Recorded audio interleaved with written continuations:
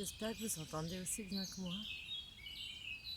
Le concert de gazouillis d'oiseaux, c'est juste magnifique. Cette énergie du matin comme ça qui nous apporte toute cette joie gratuitement. Voilà, j'avais juste envie de vous partager ça, ce magnifique endroit. Et puis, bienvenue sur la chaîne En Équilibre. Je suis Virginie. Je pratique la thérapie énergétique. Je pratique aussi la médiumnité. Et je suis venue aujourd'hui vous parler de quelque chose en lien avec la prochaine lune et qui peut vous aider aussi, je l'espère en tout cas, à comprendre peut-être certaines choses que vous vivez. Bien évidemment, si ça vous parle pas du tout, voilà, vous prenez pas, et puis si ça vous parle, tant mieux, j'espère que ça va vous apporter quelque chose.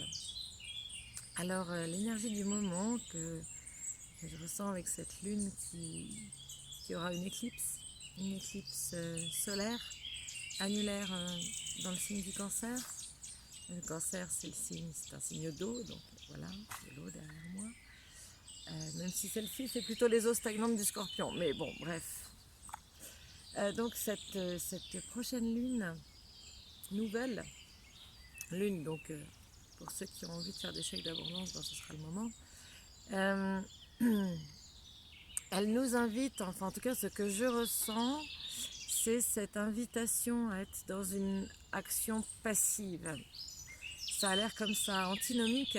Ce que ça veut dire, c'est que des choses sont en train de se préparer de manière invisible. On n'a pas forcément tout de suite la vision des résultats de ce qu'on est en train d'entreprendre ou de préparer, que ce soit professionnel ou sentimental ou relationnel. Il y a des changements qui sont en train de mûrir, des changements qu'on a peut-être voulu, qu'on a peut-être souhaité, et on trouve que ça vient peut-être pas assez vite. Voilà. Il nous est demandé de la patience. Et cette patience, elle ne veut pas dire... patience, ça vient du latin, d'un mot qui veut dire attendre, subir, pâtir. Quand on pâtit de quelque chose, c'est qu'on le subit. Donc le patient, c'est celui qui doit subir quelque chose, qui n'a pas la maîtrise en fait de ce qu'il vit. Il est obligé de subir quelque chose. Et bien en fait, cette patience, on nous demande de la vivre en maîtrise, c'est-à-dire en oubliant ce côté je ne peux pas agir, je suis dépendant de ce que l'autre va vouloir faire.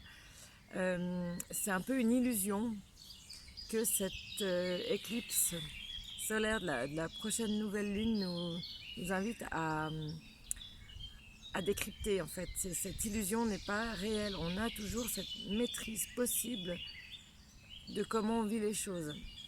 Donc cette patience qui nous est demandée, c'est jamais facile d'être patient, surtout quand il y a quelque chose qu'on attend depuis un moment. Nous les êtres humains, avec notre finitude terrestre, on est toujours très enclin à se dire mais ça va pas assez vite. Mais bon, comme dirait le conseiller fédéral, aussi lentement que possible et aussi vite que raisonnablement. Enfin, il y a un truc comme ça. Enfin bref, j'ai plus la phrase type là, pourtant on l'a entendu, mais c'est un petit peu ça quelque part. C'est de se dire, oui, il y a des choses qui avancent, même si on ne le voit pas, et de garder la confiance. Oui, il y a des choses qui se mettent en place. Oui, tout ce que j'ai fait jusqu'à maintenant, c'était pas inutile. Oui, il y a des moments où je ressens cette impatience, cette irritation, mais finalement, ça fait partie du jeu. Alors du jeu, pas J-E-U, du jeu J-E, donc du jeu de l'ego et du mental qui viennent nous perturber. Donc voilà un petit peu, il y a déjà une carte qui est tombée, oups, voilà un petit peu ce qui se passe. Il y a probablement cette notion d'effondrement, cette notion qu'il y a quelque chose qui tombe, et en même temps c'est le meilleur moyen de laisser place à la nouveauté, à quelque chose de nouveau qu'on a commencé à mettre en place, qu'on a commencé à bâtir.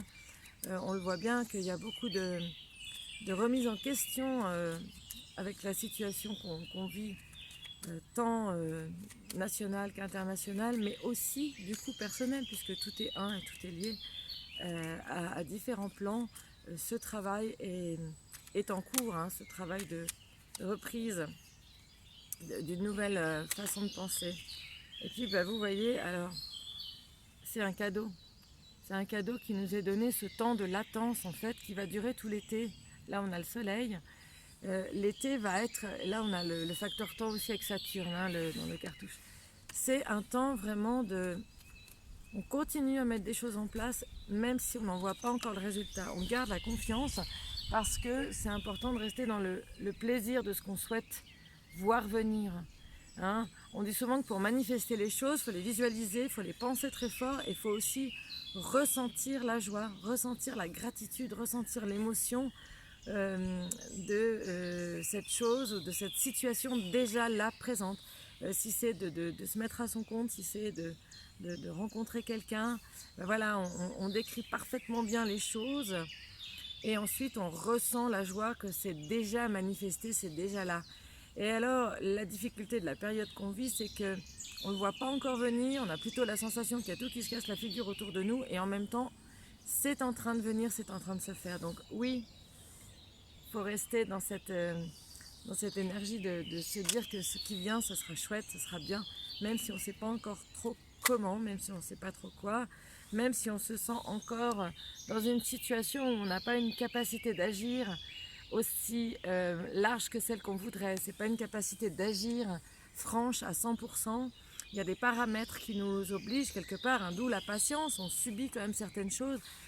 Cela dit, on a quand même cette capacité de rester dans cette confiance et dans ce plaisir de ce qui va venir, de cette confiance-là. Donc, demander une dernière carte pour clarifier l'énergie de ce mois de juin. Qui va aussi, ouais voilà, c'est ça. Donc, voilà, comme toujours le Béline, je l'adore cet oracle, il est vraiment top. Donc, ça c'est le feu de l'été. On a Mars dans le cartouche, donc Mars c'est l'action, c'est l'envie d'avancer, hein, c'est toute cette énergie. Puis Mars qui pour l'instant est dans le poisson, donc est très connecté aux émotions, hein, donc c'est pour ça qu'il y a peut-être encore un peu de yo-yo émotionnel. Ce feu c'est aussi cet enthousiasme. On a envie de faire des choses, puis finalement ça avance pas. L'été, souvent, c'est une période où on veut faire beaucoup de choses. Là, on va pas pouvoir voyager à l'autre bout du monde. On va peut-être pas pouvoir faire ce qu'on avait prévu. Et plutôt que qu'il y ait cette frustration ou cette sensation d'être pieds et poings liés, là, ce qu'on nous invite à faire, c'est de visualiser ça comme un cadeau, une possibilité de vraiment redécouvrir certains plaisirs aussi tout simples autour de soi. Et surtout, c'est la clé qu'on possède, nous, chacun de nous, pour vivre les choses le mieux possible. Cette clé, c'est aussi la manière de transformer. Cette clé, elle nous montre qu'au final, c'est nous les maîtres de notre destin, les capitaines de mon âme, le maître de mon destin, comme disait Mandela. Hein.